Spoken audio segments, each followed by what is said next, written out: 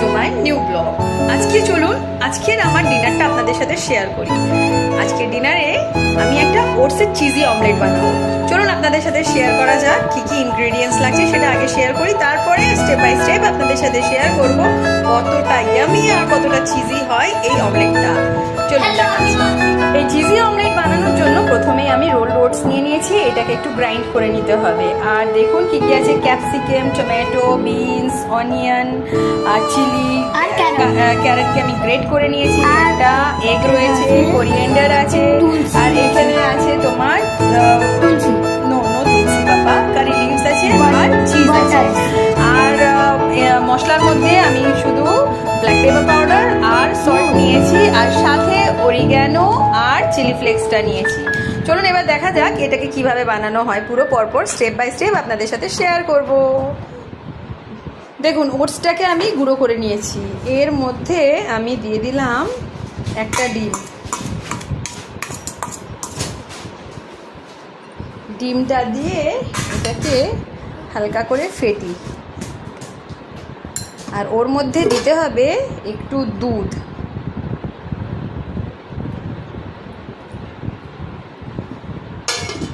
দুধ দিয়ে এটাকে ভালো করে ফেটিয়ে নিচ্ছি।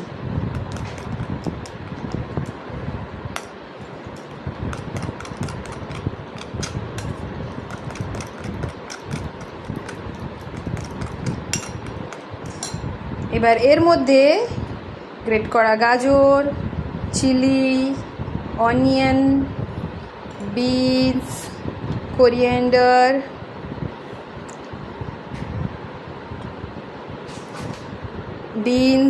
টমেটো, কারি লিভস সব দিয়ে দিলাম। সব দিয়ে এটাকে এরকম করে মাখাতে হবে। দেখতে কতটা ক্রিমি লাগছে দেখুন, আর কত কালারফুল, খুব হেলদি আর খুব কালারফুলও।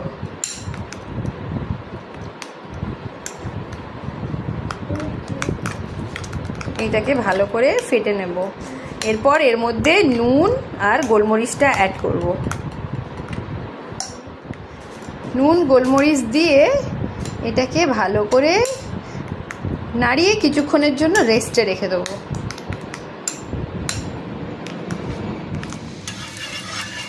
তাওয়া ভালো করে গরম হয়ে গেলে তার মধ্যে এই মিক্সচারটা দিয়ে ভালো করে স্প্রেড করে দেবো।